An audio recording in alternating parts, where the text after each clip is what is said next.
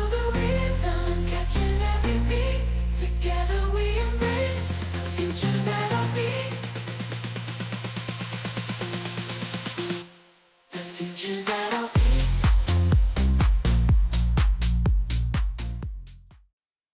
Hello and welcome to another episode of the Edufuturists podcast. We are delighted to have you with us, and you'll see straight on stage, branded up and ready to go.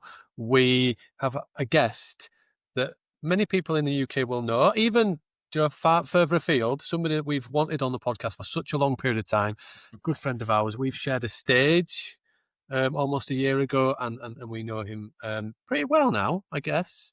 But I'm excited to dive into the rabbit hole and the conversations around the founding principles of his organisation, himself, and everything else. Ben, I'm not even going to come to you. I'm not even going to speak to you. Absolutely Do you know not. who I am? Do you know who I am? Is that from those reels, Instagram reels? Do you not know who I am, kid? You don't even know. Oh my I God. do. What's he called? What was it? What was he called? Tony Pickering. I think Ronnie Pickering. Ronnie Pickering. This is why I don't. This is why I don't go to Ben, because we just absolutely waffle and just talk absolute rubbish, and the guest is probably sat there 10 minutes later just going, "At least you know us." Everybody else is just going, "Oh, these idiots." Yeah, luckily I know you guys, and like you said, we know each other, but we're about to know each other more intimately, aren't we? So. I hope so. We do hope so. So should we dive straight into it? And let's pretend nobody knows who you are.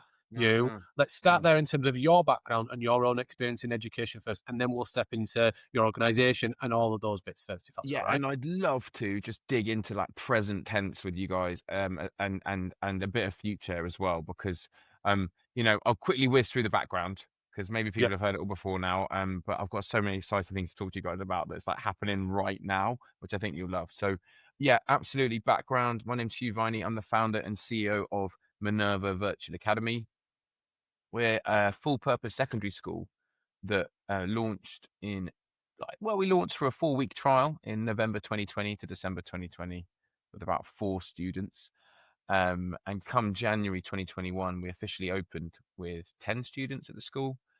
And we've now grown to 1,300 full-time at the school, across year 7 to year 13. Key Stage 3 and 4 and 5, and offering GCSEs and A-levels. We do everything a traditional secondary school does in terms of pastoral care. We've got a vice principal pastoral and academics, vice principal academic leading on those sides. We have assembly on Monday morning with the principal. We have year group assemblies with the heads of year on Wednesdays. We've got after school clubs, enrichment, and everything else you'd imagine, really, in a good school, that is, except most of our model is online. The majority of the academic learning is online. The one-to-one mentorship every child gets is online. But we are big on community. So we have about 6 school trips a term across the UK, with a few in the UAE now. But on top of that, we've got parent and family days, about 6 a year, where there's parents and kids together as well, in addition to the school trips. And then even more, the magic dust that's happening in the last 18 months to 2 years. Parents around the UK and now the UAE are meeting up of their own accord.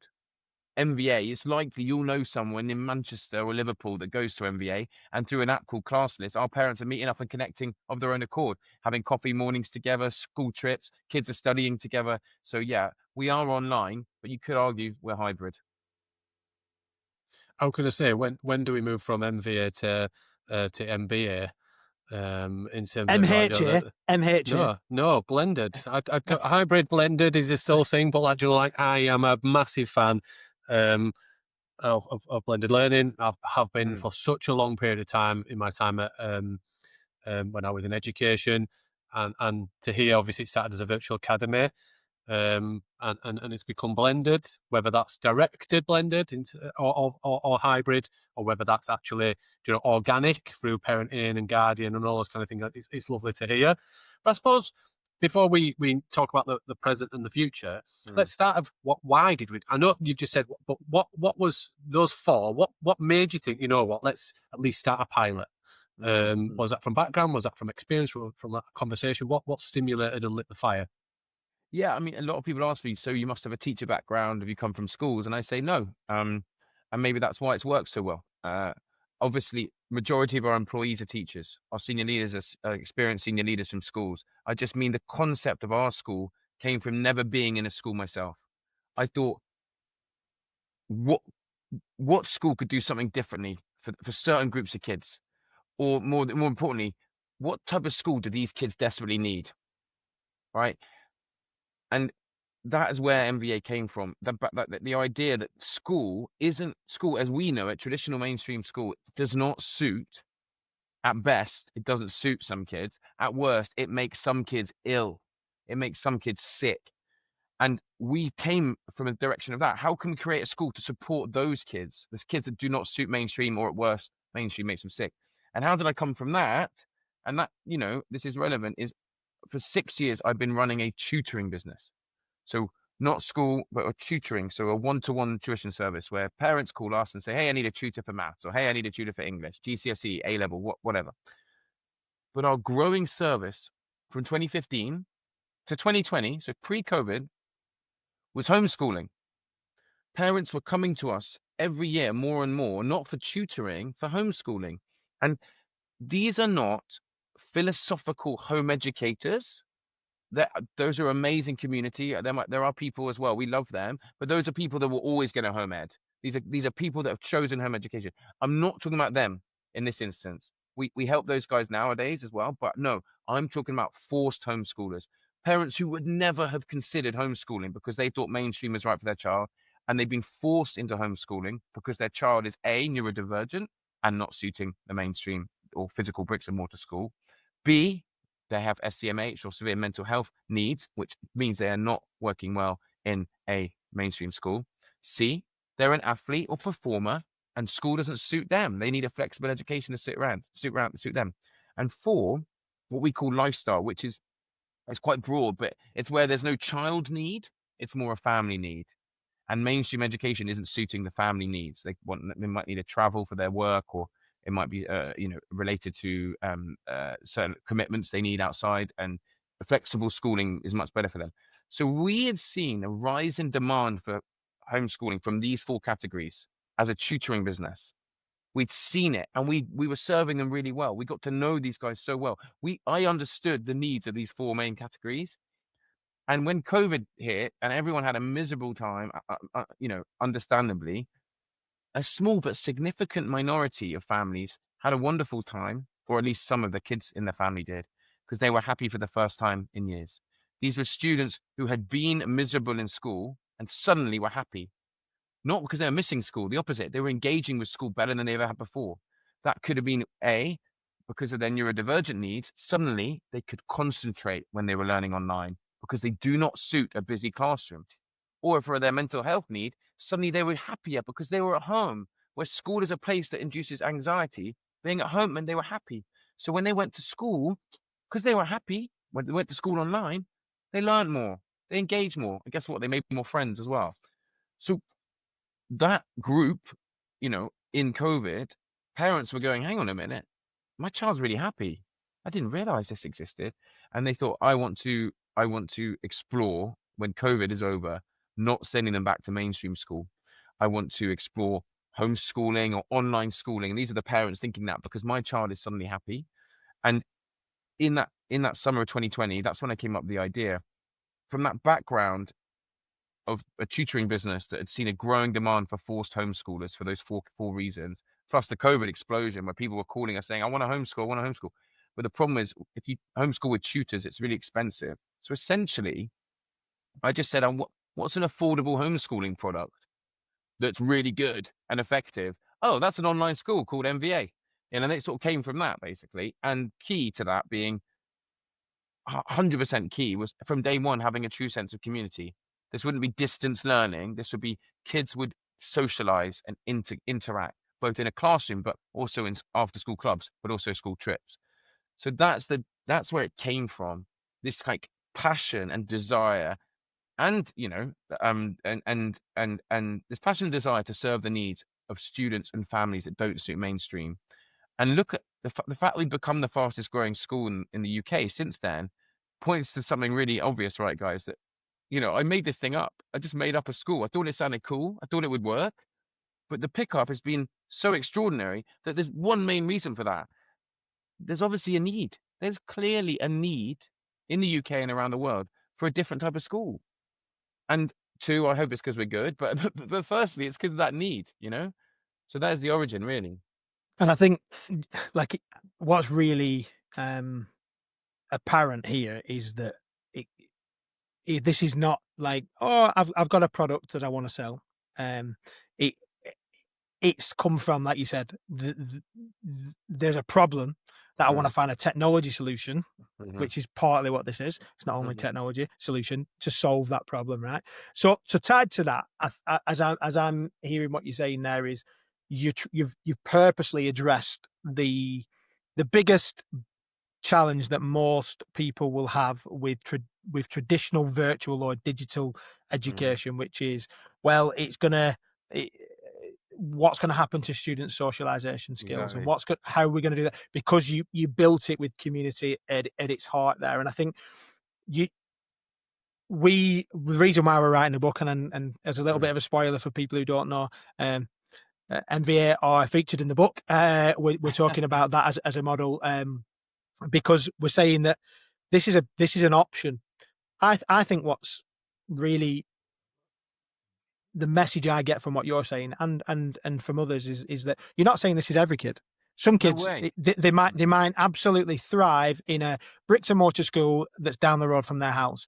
But what you also acknowledge is that there's an alternative, and it is an option. This broad church that we've talked about before.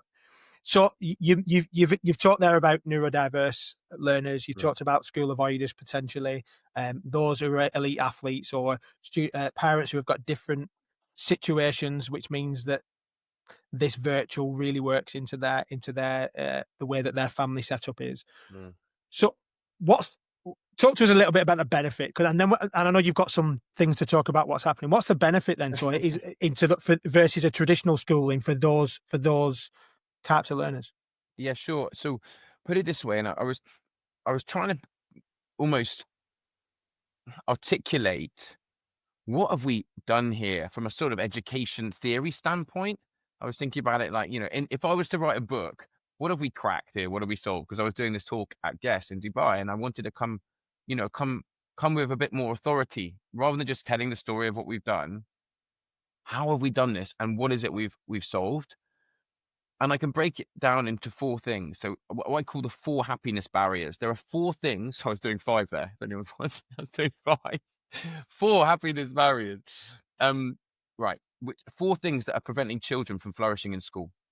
And I'll reiterate your point, Ben. I really mean this. Most kids actually wouldn't suit our model of schooling, but a significant minority is the best place for them, right? Like, that's all we're saying. And parents need choice. So why is it the best place for them? It's because of these 4 happiness barriers that are preventing certain types of kids from being happy at school. 1 is the building and the location itself, the physical thing they have to get to and be in. That is a barrier for some students, whether it's the travel there or the actual physical building itself, the austereness, the horrible modernness of it, or whatever it is. That building is not conducive to their happiness. 2, it's the environment they're learning in. For some kids in a classroom surrounded by their peers, it's not conducive to happiness. They can't learn in that environment. I did. I loved it. I just sat at the front of the class and just like soaked it all up. But like I was a good boy, and I flourished in a classroom environment. But some kids, like the idea of learning with 25 kids around you or more, it is not conducive to their happiness or their learning. They can't concentrate. So the third one is the learning style. Again, a teacher at the front of the class with a whiteboard, feeding knowledge to these kids, facing the teacher at the front. It worked for me. For many kids, it doesn't work. And the fourth is this interesting concept of time. So for many kids, learning from 8 a.m. to 3 p.m. work fine, like me. But for many kids, actually, it really doesn't work. And there's lots of studies done on this. Working from 8 a.m. to 3 p.m. doesn't work. Okay. It's not conducive to their style of learning, not conducive to their way of happiness. So what we did is build a school which broke all 4 barriers down. There is no physical location to travel to or be scared of. or once you're in there, or be put off by. The environment is either at home where you're happy or online where you can concentrate more. So it's not just the neurodivergent students who are now like, I can concentrate better in an online virtual classroom. That's kind of obvious almost now. We've got kids who are neurotypical, you could say, who don't have particular needs. They come from our lifestyle families. They're saying, Hugh, in my old school, I was embarrassed to put my hand up in class because I got bullied for putting my hand up. But at MVA, you can put your hand up all you like because it's breaking this barrier down of the classroom environment. So this is not a neurodiverse kid that's now flourishing because they can concentrate. This is like a normal, inverted commas, kid in an online environment, able to interact more and engage more and learn more, where before they couldn't put their hand up because they get embarrassed. So we've broken that barrier down, the environment. The third, the learning style, the lecture format we're also used to, which definitely works for some kids, lots of kids. For some kids, it does not work. So that's why 60% of our learning is done without a teacher, asynchronously on a platform at your own pace, in your own time. So we make that flexible option of learning, which is so great for so many kids, particularly those that need a flexible timetable to suit their needs for a variety of needs. And the fourth, time, it's kind of becoming obvious now. Our kids don't have to learn between 8 and 3. There are fixed lessons every day, but only 2 or 3. Those are the only fixed lessons. And for some kids, they just watch the recordings of those because they're elite athletes and they're so busy. But most kids turn up to those lessons. We've got incredible attendance, but everything else around the lesson is learn at your own pace in your own time. So we break down that time barrier too. So as you can see from breaking down all 4 of those barriers, you can see the positive impact and the benefits it can have on so many types of learners and types of kids, right? Yeah, I taught in FE, I taught in sport, and for a significant period, quite a few years, I taught BTEC level 3 for athletes that were athlete first, learner second, the way that they saw it. We would say learner first, athlete second. But the Lee Westwood Golf School that was open at the time, Leeds Rhinos, Yorkshire Cricket, lots of organisations. We worked alongside them. But the challenge always with those learners was it was great because it was location based. So we had a little base in Cheshire, a little base just outside Lee Westcott in the south that people would travel into. But the majority of our learners would come on site to Leeds, and hence why we had those partnerships with the clubs. But the challenge was that's fine, but when they're heavy demand on schedule, they were travelling, they were playing away and all those kind of things, we had to really flex the timetable, and it did impact learning and those kind of things because we stepped into hybrid, but actually a lot of it was face-to-face. That was our model, and we're talking 2014 to 2018 at this time, Joe, when I was involved in that. It was even less, 2013 to 2017, I think. Well, you're a pioneer, Steve. He is Pioneer. well old. He's well old. I am old, yeah. So we were looking at all of those kind of I things. said pioneer. You said well old. Okay, fine. Yeah, I am absolutely well old, and I wouldn't say pioneer, absolutely not. But I literally stepped into my whole passion for blended learning, all of those kind of things, because ultimately I was like, we had to have a better place. We were in such a better place because pre-COVID, because of the work that not just the sports department, but everybody in the organisation had done to prepare for that and cloud focus. But if hybrid was an option for these learners, they would have taken it. Absolutely. Exactly. Because I remember they had player liaison officers, and there was the rugby lads. We had, if you're a rugby league fan, we had players that are playing for Leeds Rhinos, like Ash Hanley. We had Elliot Minchella, who was the captain of Hull. Those kind of individuals that didn't want to. They were nice lads, some of them. I won't say which ones I did like and which ones I got on with and which ones I didn't. But we had good lads. But we had these people, these player liaison officers, and they were the ones who rounded them up, made sure they geared them up. These kids were travelling from the country and living in Leeds and everything else. But they didn't want to come in. They did not want to come into the building, and that was our challenge. And I think when you talk about all of the for athletes, absolutely, this is the way to go. We had a lad and his name, absolutely, and he was the youngest player ever to play for Yorkshire, and he was a bowler for cricket, and he was going on tour. on a regular basis and missing massive bits. And at that time, I think it was like really, really early in the days of delivery. And we had to send him. The plan was to send him with workbooks and stuff, and I was like, it's just not going to work. Like, he's not going to engage. He's filling out. I was like, the learning was terrible. It was to pass the program and to get a qualification rather than to drive learning, which was always my concern with these athletes. So I don't know where I was going, but I have seen it firsthand. Do you know how hybrid and online, in terms of that virtual element, would play a massive part in those athletes and those young learning athletes that are in academies and stepping into their careers would have had, and they would have had a better experience if this was an option for them, 100%. Yeah, and Steve, like, this is what we say with athletes and performers, because we've got a few musicians and dancers as well, similar schedules, right? We say you shouldn't have to sacrifice between your sport or your academics, and that's what athletes traditionally have to do. Like, until MVA came along as an option, they'd have to pick academics or their sport, and with us, they don't have to pick either. That's why they get better grades and they're better at their sport because the learning fits around them. So you've got it bang on, and that's why we've grown from one athlete 3.5 years ago to sort of 250 at the school now, and performers. It's exactly what you just described, Steve. So no, you totally get it. And just on that bit, the 250 learners, that's significant, because how many of those athletes become career athletes? So not career learners, but career athletes. I work with so many learners that actually were great, and they all expected to make it. But I'd been through an experience not similar to that, really, where everybody that plays sport at a young age and a high level believes that they're going to make it. Yeah. Well, the stats say differently. I think the statistics And now... just to call this out, Steve is being a little bit self-effacing there. Steve No. Let's not talk about... Steve played at a decent level. He played at a decent level. I was an average centre half. Average centre half that literally could head a ball, could pass a ball to right attack. This I'm very regular. If the right back was there, I passed it to the right back. If not, it was going into the channel. I was going into the corner flag. Literally, that was my old school. Not probably why I never made it. But yeah, I've worked with those people. So the high percentage of children don't make it. Young people do not make it to sport. So to be able to give them an education that prepares them for life alongside it, an alternative career and all those kind of things is really, really key, I think.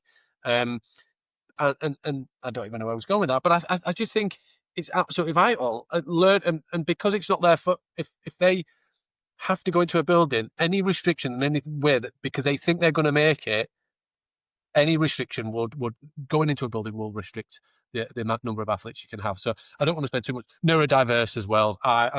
If you think about my schooling, when I was in primary, I often talk about I loved primary school. Probably didn't love the learning, but I loved my head teacher. And obviously I was travelling. I was hardly in the classroom at all. Broke my leg badly. And then literally was thrown into a secondary school that was so traditional. I was a failure at secondary school. Absolutely. Don't remember a lot of information. I came out with 11 C's, which sounds bang average, but I was not average at all. I was so lucky that my mum and dad got me to nail down, and I don't know. It was I don't even know. Probably mixed up GCSE results or something, but I got lucky, but I wasn't. And so many people, because ultimately the system, and this is why we write the book. This is Ben's experience. The system did not fit my style at all. I remember, as much as I'm not going to talk about the school, when I was going through my ADHD assessments and everything else, they got talking about what was I like as a learner, and I remember I was locked in the green room of in the art class where they produced and did the pictures, because they just saw me as a disruptor. You've never told me that, because that exact same thing happened to me. Yeah, I was locked in. Like, you do not mingle. You are so chatty. You are the class clown. You're all these kind of things. So their option was and I was like, well, I don't know if I was actually locked in. That's what they said to me. But I had to sit in the dark room on my own. That was my education experience, because I could not. They didn't feel that I would function well. So I look at it and I just go, if hybrid was an option for me, for those learners that I've worked with, all those kind of things, like I say, it's not for all, but I think for a significant number, it is a real. We will talk about this more in the book, and it's great to discuss. Traditional linear education doesn't have to be the whole jigsaw puzzle. These alternatives like MVA are great pieces that add to a greater puzzle rather than just a traditional schools and bricks and mortar. I have Agree. talked. Have I just done about No, no. 25 minutes on my own now? Well, I didn't want to Does say somebody it, else but want to no, jump no. in? I Somebody else think want to jump in? No, but tied into that, I suppose, is that we got to know you recently, relatively recently. We obviously spoke to you first at the Brilliant Festival 2024. That was the first time we saw you in person. We'd obviously heard about what you've been building in that space as well, and then you won an Edufuturist Award in 2025, which was pretty It's Bugby epic. Awards. Yep. Yeah, It's Bugby which Awards. Yep. yeah, which was epic. And well deserved there. And I know you brought your team up to celebrate that as well. So well deserved in that space. But in that space, then you now obviously you're getting recognition, not just an Edufuturist Award. You're getting fastest growing school in the UK, getting lots and lots of great publicity. It's expanded out into the UAE, as you mentioned already. You're now in a space where you've gone from you're an idea. For trial with 4 kids to now 1,300 kids winning awards, Ofsted accredited, DFE accredited, Ofsted rated, all the other bits that go with it. What does it look like then? Because you want to tell us about these bits that are exciting, that you're excited. Tell us a little bit about what makes that, because now it's a viable school. It's gone beyond the just a trial. It's now a viable. It's thriving, right? Yeah, it's pumping. I mean, a sort of typical day at the moment. This is what it looks like. 2 weeks ago, we had the DFE in all day. 7 people from the DFE came to see us for the first time. The first time they've gone, hang on, who are these guys? We should pay attention to this. And this is we haven't announced this yet, so I don't know if you're getting this out soon. I don't know what your plan is, but this will be the first time we're announcing this. But this isn't like when Ofsted came to inspect us last year and gave us an Ofsted report, which was awesome.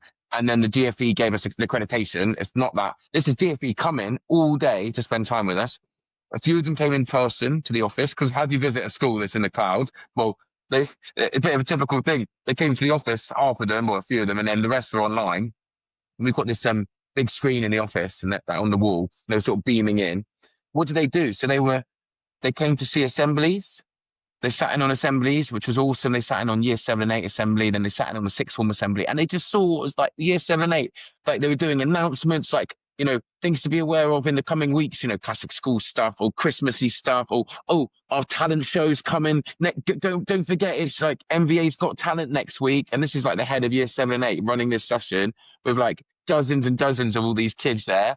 Then they did a shout out to a particular kid, because of some amazing thing he did that week. And it's all that stuff. And DFE were like watching.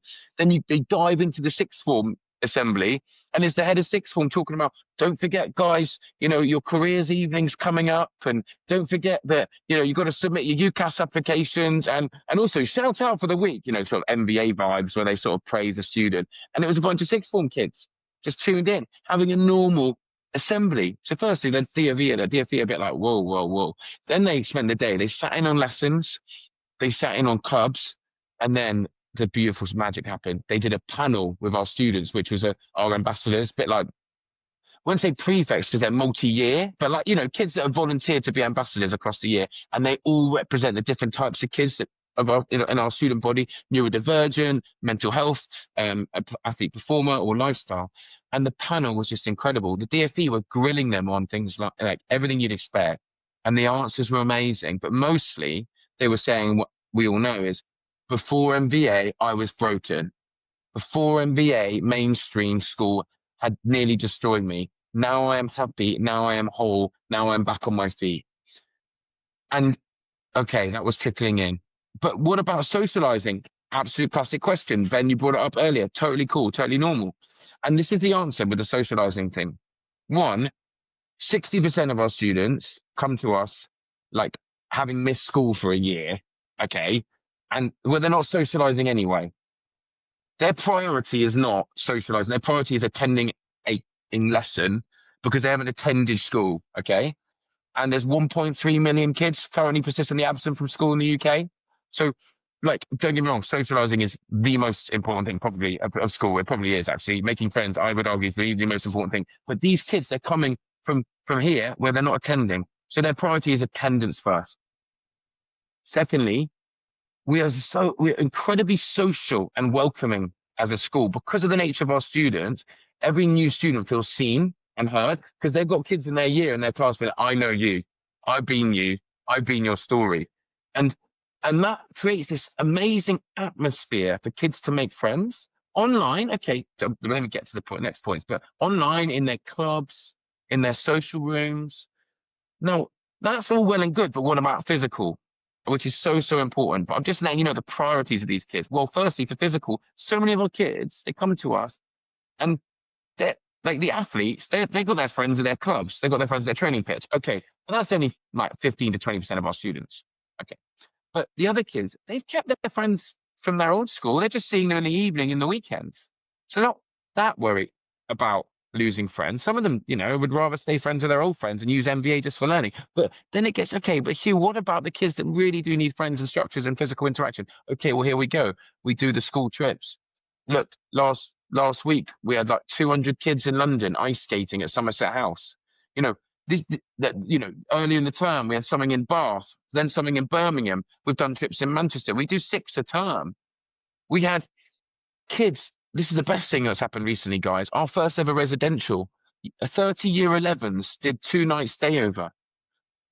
And they went to the Eden Project. And the crucial thing here, guys, this is what's so important, is when I interviewed them, because I go down and drop in, do content with them, I'm like, have you been on a trip like this before? And they said, Hugh, at my old school, I never, ever had the confidence to go on a school trip, let alone a residential.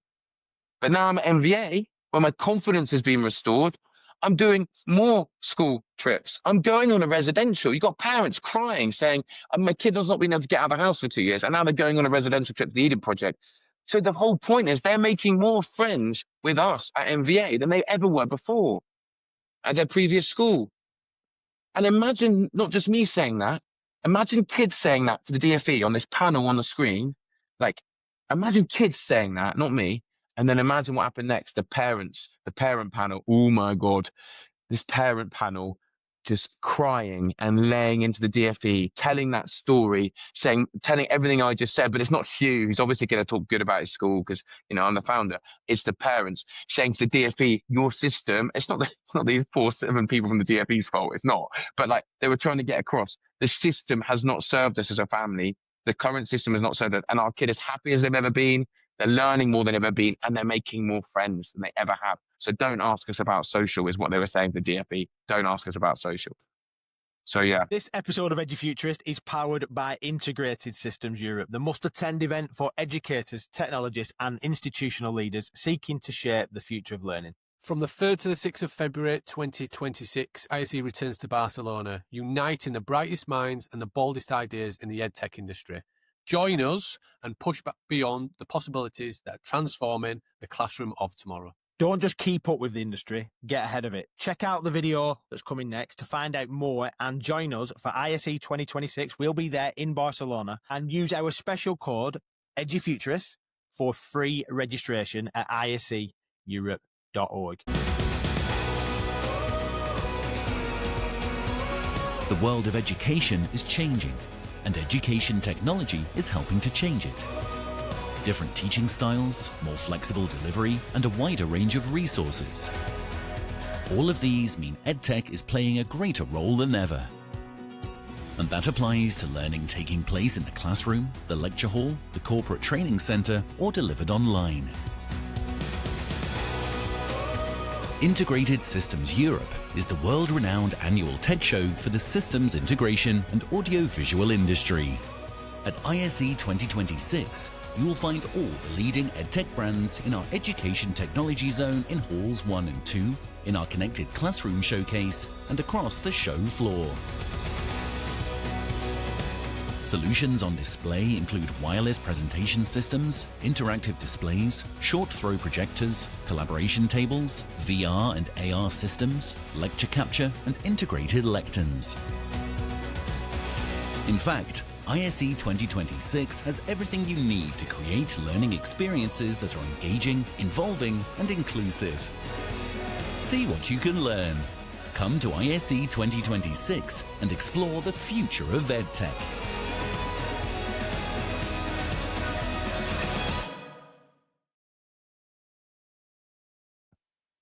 I don't want to tell too many stories about myself, but I used to lead when I was Leeds College became a big face, but it was little founding colleges, and I worked for Jose Prisa, and it was Sport Public Service. We're connected, and every year in March we used to take 100 kids. When I say kids, these were 16 upwards to the Lake District for a week or 5 days to Keswick. And I used to look after that. And then when it became Luminate, I used to take them to the south of France on a coach. If you ever do trips, don't take kids from Leeds. It's 28 hours on a coach. And then these are not kids. Yeah, it is absolutely messy. So I get, and literally, this is what I used to say. We used to subsidise. Everybody that came on the programme did it, whether you were full subsidy, whether you were part subsidy, or whether you could afford it. Everybody came on the programme. There was a couple in terms of illness and everything else, but I would say a vast majority did. And I would say to them right at the beginning, I was like, just remember, this is why you're on the programme. We can talk, and I used to say in front of the leaders of the college, I used to say, you're not going to remember your lessons on a Friday. You're not going to remember, you won't remember that, but you'll remember this trip. Yep. You'll remember how it fared with your mates and or people that became your mates. And it rightly so. I bump into people in the supermarket and people going, I remember that residential. Every person generally doesn't say, I remember, oh, you were a great teacher, Steve, because I wasn't. You know, they're not liars. They don't become liars. But they always remember that trip. Always remember that trip. Everybody I bump into that I've ever taught that went on a residential always remembers the residentials rather than everything else. It's the magic. It's unbelievable. It is. You guys, in a sec, later on, you know, there's some stuff coming out on our Instagram and stuff with the kids on the trip, and it is just so powerful. It's so wonderful, and it's Steve, all the things you just said. But this is kids from an online school doing that, and everyone will be like, no, that's not possible. They're weird. That doesn't work. And it's like, no. It's the opposite of what you think. It's the opposite of what you think. It's so powerful. I loved it. Yeah. So it is powerful. Sorry, it is powerful. Yep. It is powerful.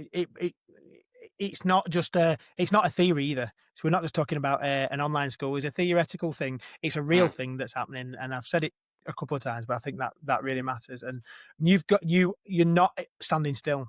This is the thing, right? So you're not standing still. You've expanded out of the UK into the UAE, and I know that there's probably some things you can say and some things you can't say about what is coming. I'd love to dig into what you're excited about and what things are. I know you're excited about what is. And you're excited about the difference it's making. Excited that the DfE have come in and almost not validating it officially with a rubber stamp. They're validating it with that you're not just a flash in the pan. Tell us a little bit about what you can tell us about what you're excited about, what's coming. Well, it's the DfE following that whole day saying, you know, well, there's not much we can say publicly, but involving us in proper policy discussions as they should be. Excellent. It's the DfE saying, I've been on plenty of school and college visits over the years, but I can't think of another one that has challenged my assumptions about what education is or how it works in quite the same way. It's been a fantastic experience for me. And from their group, we had the head of SEND, the head of SCMH, the head of absence, at the DfE. Imagine them saying that stuff. This is it. It's this is it, guys. It's changing. The tide is turning. And it's not just me. There's loads of us, guys like you and loads of people, or loads of our colleagues. We're pushing for this change, and it's coming slowly. So that's the future. What's the future? The future is choice. Parents having the ability to choose between a mainstream brick and mortar school, which is so good for so many kids, or a hybrid version of that, or online schools like my own, which have a hybrid element anyway. That's the future. What does that mean for us? Well, we'll continue to grow internationally, which is awesome, because I really believe in the power of our global school community, the kids being friends with kids all over the world, how cool it is culturally for them to develop. But with a UK lens, guys, amazing thing that's been happening in the last 2 years is an increase in students coming to us from their local authority referred, or their state schools referring us. So a forward-thinking deputy head of a state school is now calling us and saying, I've got a kid for you, because they can see that we're more suitable for them as a place to learn. That number's growing from sort of 20 2 years ago to 180 now. So that's a significant chunk of our students are state funded. They're funded by the LA and they're funded by their old state school. And we're not a threat. We're not a threat to these schools. We're talking about a small number of these kids per school, per year group. We're just a way that's better for the kid to thrive. And this is the other thing, which will really help people that are still cynical and not convinced. So many of our kids, like, return, let's say, for example, they're with us for 3 years, for year 9 to 11, they return to physical school for sixth form because they feel whole and confident enough to do so. So, like, even the biggest doubters that might think this shouldn't be an online school for their entire secondary school, look, fair point. I would argue otherwise, depending on the kid. They're returning to physical school for sixth form. So the medium-term future, guys, long-term, is due to the kind of breaking through to the public consciousness, I hope, in brand awareness, marketing, and then the rest of it, and some significant PR that's happening due to the things like DFE and policy stuff that's moving forward. I want to see a growing number of these students funded by their LA, funded by their old state school, state-funded kids at our school, because our price point is, it's within reach for so many of these kids. So many of these, it's not within reach. It's like, it's very much an affordable, like, private school. So for private like families that could afford it, many can't. But for those that can't, the LA can fund it, hopefully. And I want to see a growing number of that. And that's our big kind of exciting stuff for the medium term, that I really want to see happening in the UK, especially. Yeah, it's a really interesting one, isn't it? In terms of where things can go, what the art of the possible is. But I suppose if we don't know the technology and how that will drive, we can make estimations, we can make predictions, but ultimately, often the technology might drive change that we don't even see coming, I guess. You will obviously keep a breath, you'll keep a view of everything that's coming and the changes and all those kind of things. But actually, that's really difficult for one organisation. And some of the technological changes will really drive change that isn't seen in bricks and mortar schools. Yeah, Because 100%. ultimately they will use it as an additional. This is the asynchronous learning, the ability to guide personalized pathways and everything else. The ability and the development of AI and the ability to really tailor that even further is so significant for a school and an organisation like yours, because the impact on education in a traditional sense in schooling, it will make massive difference. I even think it will even more so for you guys and organisations like yourself. Well, I'll give it exactly because of the way we're set up. We can embed and roll out technology really easily, right? Because our medium by which children learn is mostly through a computer, so we can introduce things very easily. But a really good example of that in a kind of more usual context is flipped learning, our model of asynchronous followed by the synchronous. Flipped learning's been around for decades, and people are big fans of flipped learning. But it's really hard to implement flipped learning in a traditional bricks and mortar school because, in theory, you're cutting down teaching hours. And that's unattractive. Like, that's scary. And as much as people are big fans of flipped learning, that would mean like sipping down the teacher workforce, like halving your faculty. So we were able, even though people are big fans of it, so we were able to do flipped learning from day one because we're a brand new school and we instilled it in our model. But yeah, there's the flexibility for opportunity is really cool with what we're doing, and as you pointed out there, Steve. So yeah, we can be right at the cutting edge of technology. But the point is, though, I think the reason we've been successful is because we've been so human, and we've been so human as a school, and just leveraging tech, basically. I think that's really clear for many people who have seen and just heard about what you do. They just think, oh, it's just they're just doing it online. No, they'll focus on the trips, the conversation with parents, the in-person synchronous stuff tied to the asynchronous stuff. That's what I've picked up from today is you are conscious about that human element inside that technology, and I think that's we've kind of known that, but I suppose it's making sure that you don't always see that. You don't always see that like without unless you dig in and have some conversation, because some people will just that's not real school. It's just for those, and I'm like, I'm glad that people are starting to wake up and see it, and that you're getting the exposure and the recognition that comes with that. We always finish our podcasts as you'll be aware, with our quick fire questions, and we've got 3 quick fire questions. I'll do the first one, Steve will do the second, and then I'll do the final one. And so this would be cool. I think you'll have some interesting thoughts on these. So, if schools were judged like restaurants by how much customers actually enjoyed the experience, what would change overnight?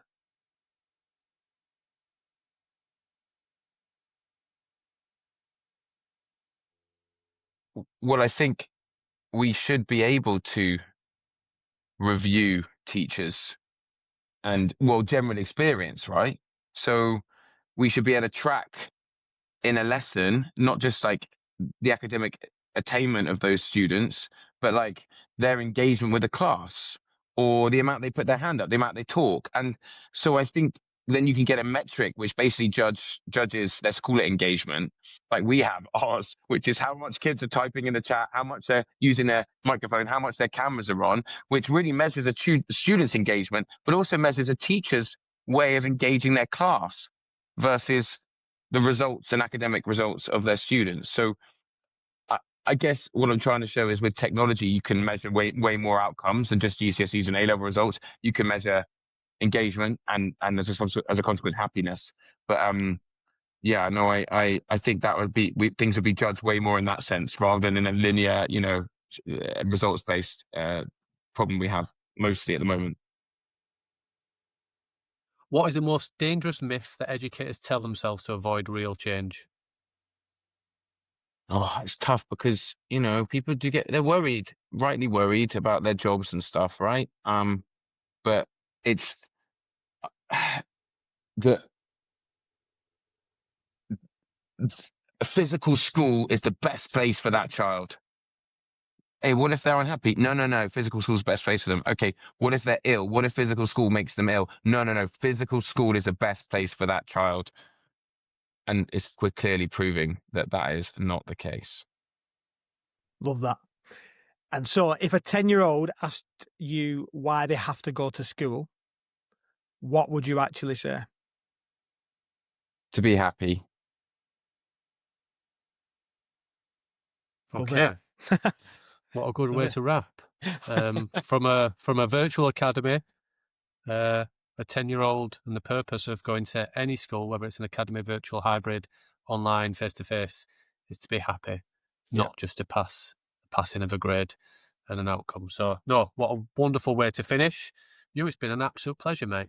We've made it happen. We've made it happen. How long have we tried to make it happen? It's here.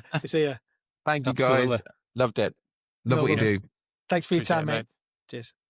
Cheers, guys. Shaping